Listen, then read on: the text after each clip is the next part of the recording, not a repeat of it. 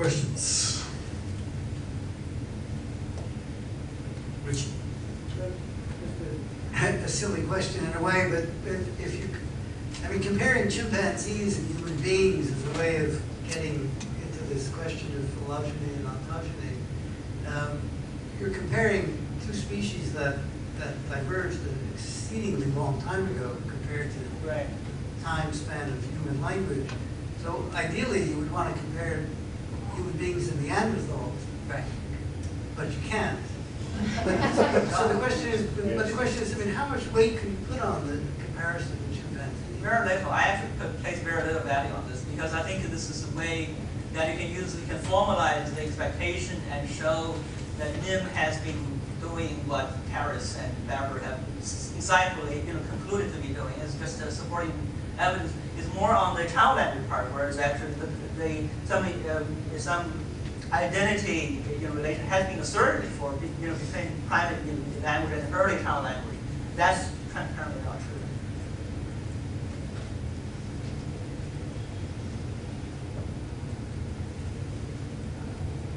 Hi.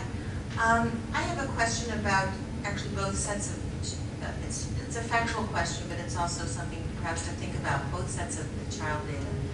How old did you go in the child data? So, I mean, if Adam, Eve, and Sarah haven't followed till they were 15, then, you're going to find lots more things going on. So I think it partly depends on how old you were. One might argue that depending on how old you go in the data, that may actually give a different picture than if you had cut off data earlier. Right? So if you only looked at 2-year-olds as opposed to 2 to 3-year-olds, as opposed to 2 to 3 to 4-year-olds, then you're then it might look different, right? Right. So this is a partial answer to that, right? So because the data actually goes through, some kids actually only to a little over 2, some kids are longer. But if you take the first 100 tokens for every child, nobody started, everybody started fairly early. Some kids are barely in the 2-word stage, right? So these are, if you don't catch item-based learning there, you won't catch it anywhere. And so this is why if you take the first 100, 300 tokens, you still have a very good match between the expectation and the actual value. So I think that's actually. But in the other data, you said I took all of the data from the child, and maybe you were exaggerating. Almost all of it. I mean, this is the initial study was done.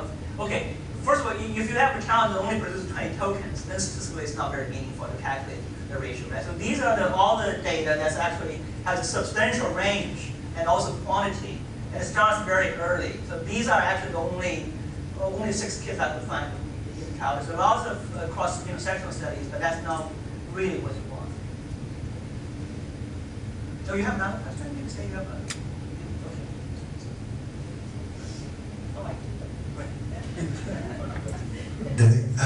There is a difficulty that I have in wrapping my brain around the relation between ontogenesis and phylogenesis. Let me give you a concrete case so that you see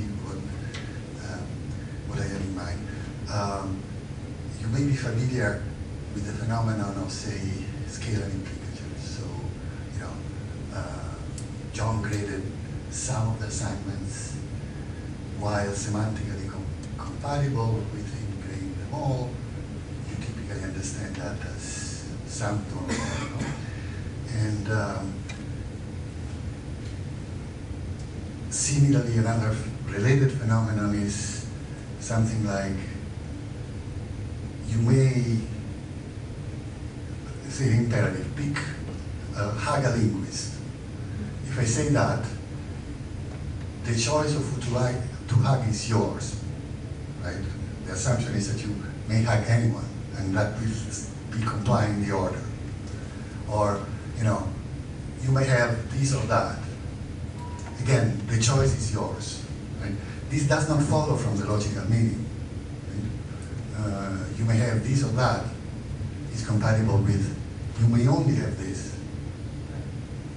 But normally that doesn't happen, and you are, you plug in this extra piece of meaning.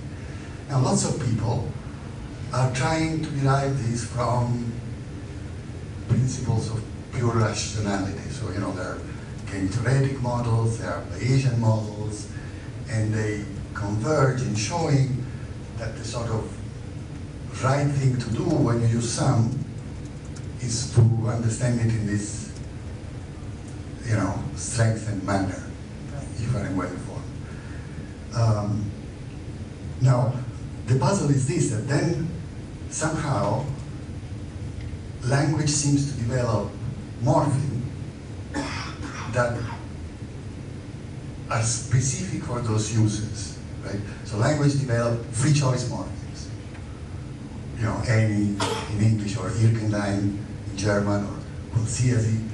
And, you know, the role of those morphemes is to signal and make obligatory those effects that would stem from pure non-linguistically bound rationality.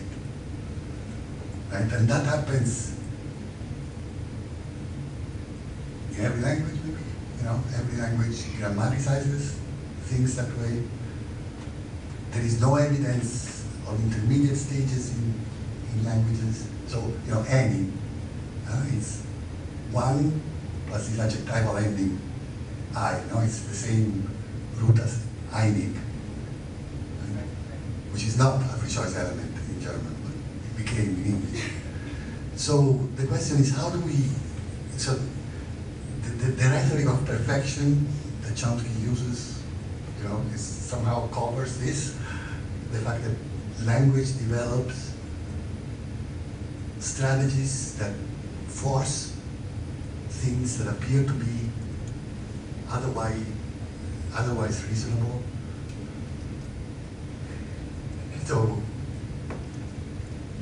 So in other words, suppose that we have a good, say, game theoretic way of figuring out implicatures.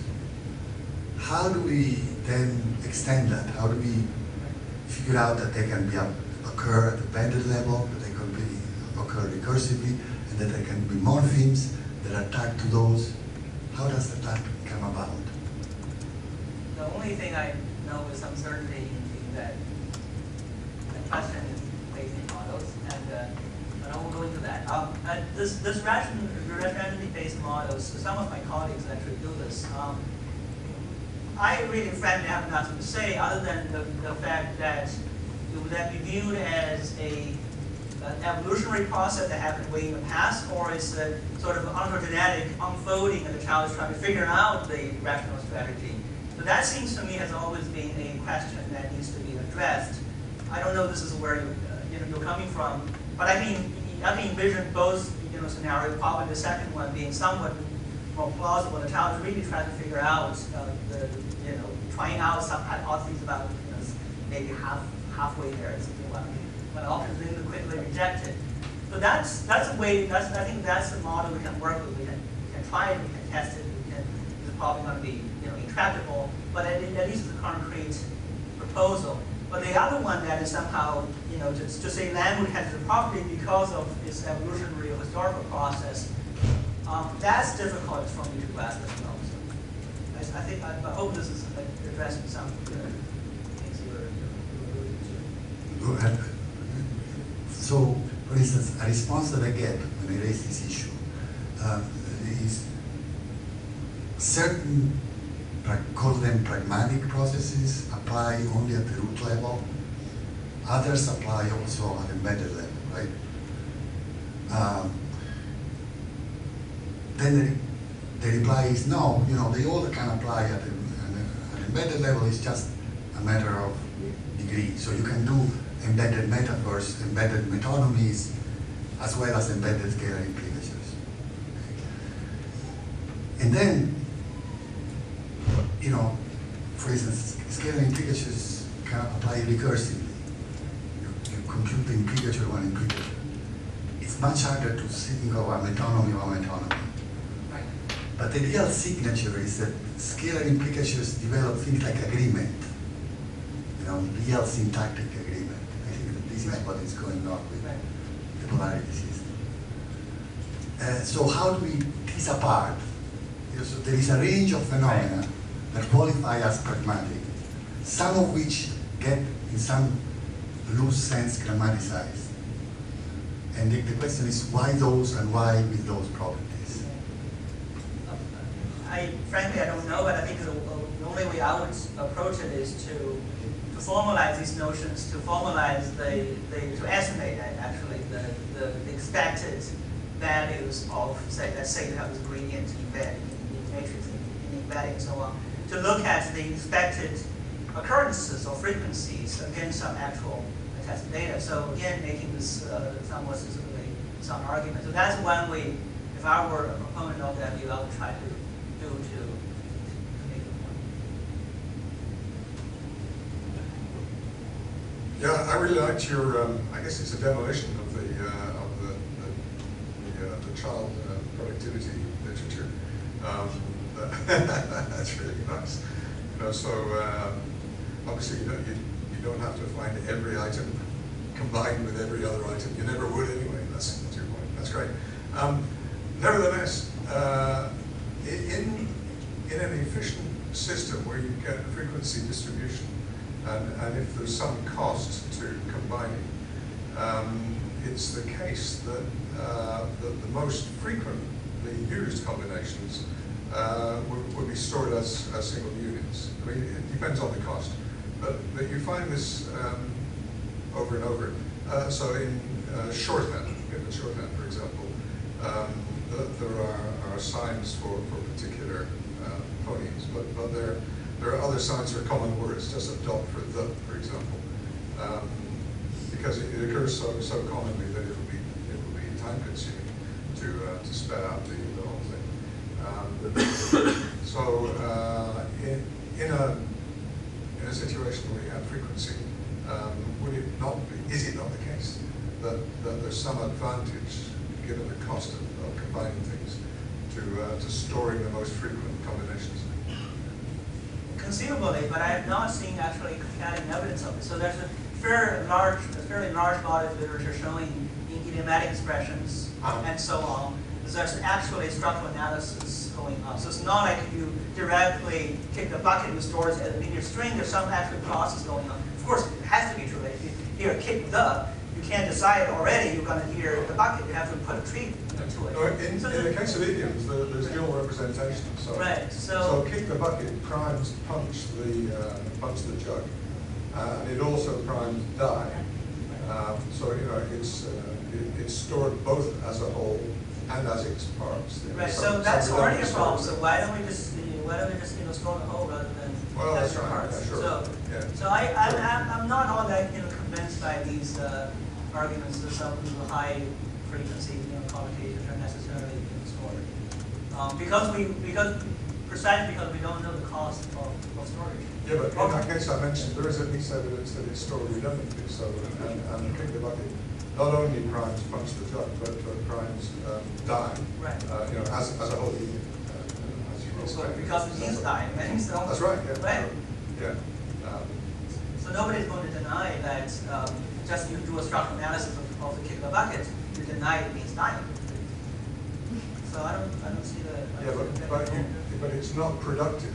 That is right. I mean, so that's a very different question. And that is that how does the child learn? Just as I was saying, I have this lexical rules. How do they learn those are lexical? They don't generalize, where ED does generalize. Like, that's a different day. I mean, that's something that concerns me greatly. Or just one more thing to quote me. Most promising guy. Yeah, sure, I said that. Doesn't mean it's very promising. Charles, I also like this approach, but I have a bit of a critique of this evolutionary logic. And as I'm sure you're aware, ontogeny doesn't always recapitulate phylogeny, so it's not a law. And there's quite a literature now on where the exceptions to that law tend to occur. And they tend to occur in places where the early form, whether, for example, sea urchin embryos is the classic example. There's no recapitulation there. Why? Because sea urchin embryos are actually active little organisms that have to swim around, and they do different things from adult sea urchins. So I would like to argue that human infants are more like sea urchin larvae than they are like chimpanzees. And to some extent,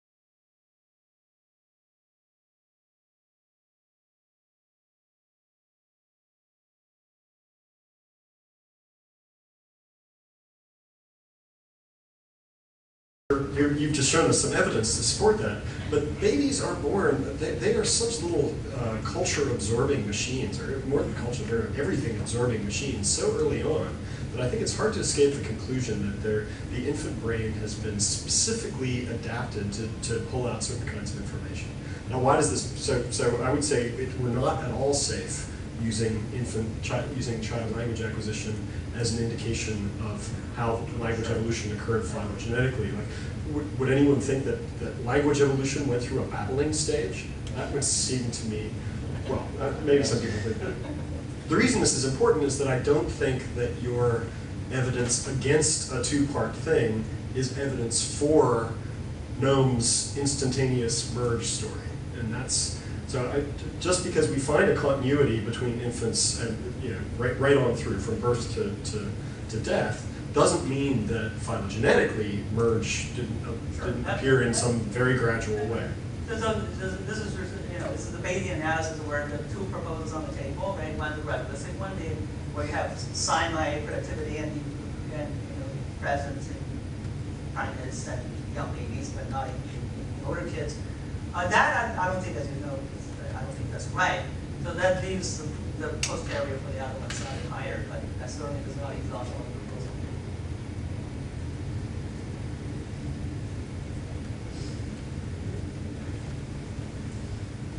Thank you. William Snyder, University of Connecticut. Charles, I wanted to ask you about the, we've talked about this privately a little bit, but about the issue of errors of commission in children's spontaneous production as opposed to errors of omission.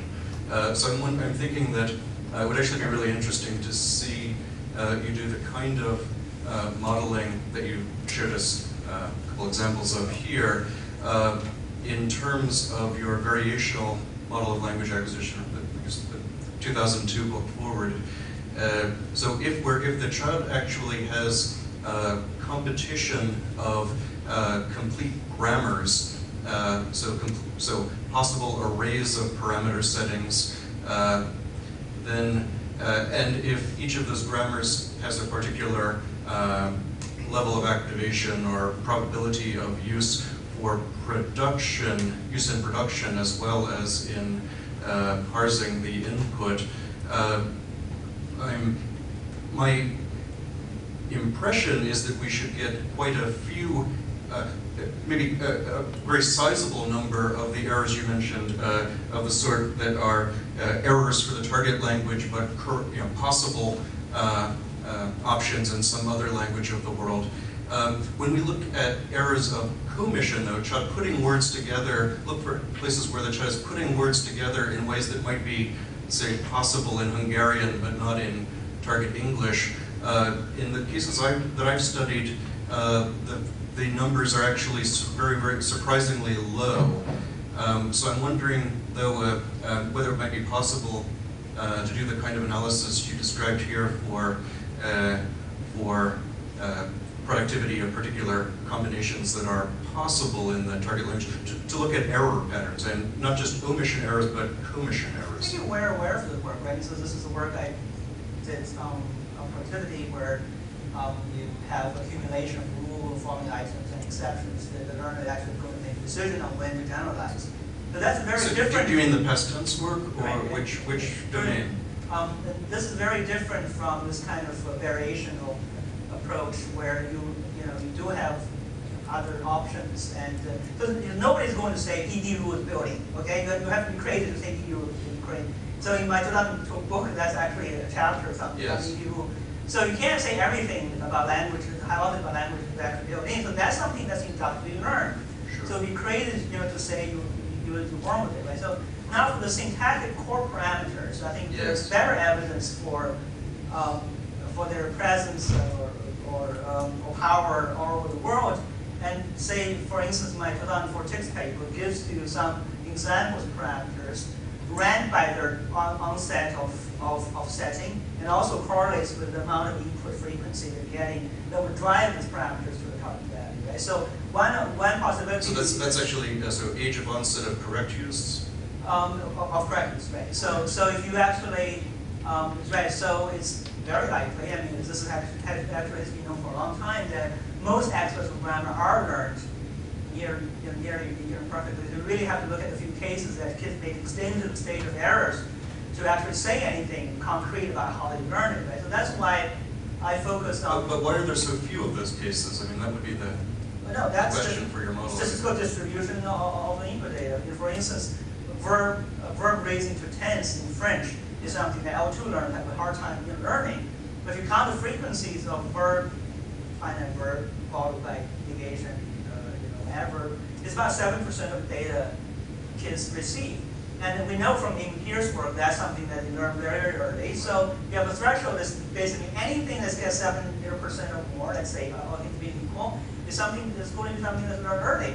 Word order, VO, almost 100% of the time, right? So I think you have to be careful. I'm not claiming you're going to have errors all over the place. So one of the crucial pieces of this is actually input plays a role, but not any input, right? So it has to be input of a specific type, which is why English children go through 3 years of dropping subjects, although most of the input is here actually. Yeah, so I mean, that's the puzzling thing, though. The cases where you find the extended periods of errors always seem to be places where the error takes the form of omission rather than commission. So that's a worry I have, but we can talk more about this another time. Thank you.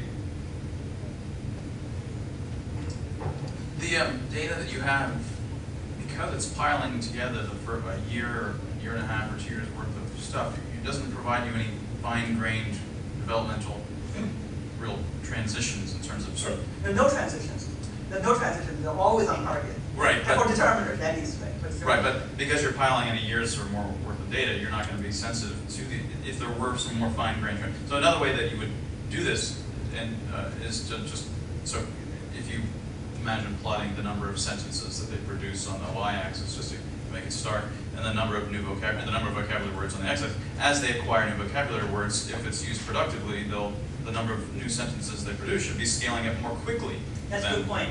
And so what you actually, when you do this, you find that for a while, when they're in the 6 months of 2-word stage, the scaling is on a log-log plot is just 1, which means all totally stereotyped pairs of words. And then at some point, for one of the data that I remember seeing, there's an elbow. The kid, it's as if several weeks, the kid gets it. He goes, wait, I don't need to do this. I can start productively using these more quickly. So then it suddenly goes to a slope of 2, and so you can actually watch a transition. So in a more fine-grained kind of an approach like this, you can actually watch, whether it's phylogeny is a completely different question, but you can much more easily track not just that it's combinatorial or productive, but the extent to which their sentence length in some sense is expanding, or their ability to come through. That's an interesting point. We don't have the kind of data, the quantity you need, but Michael Franco told me that Deb Roy at MIT had been collecting some data, and he actually did this determinant counts, and it's actually very much the way those equations are predicted. But that data is not publicly available, so we can't access it. But on the other points, I didn't go into here, there's some simple mathematical derivation. So if you take the sample size and divide by the number of distinct nouns that the child has produced, so sort of on average how many times a noun gets used, on average, this is actually followed from the little bit in mathematics there. But this value correlates with this value at 0.98 or something. Okay, so this almost perfectly predicts this.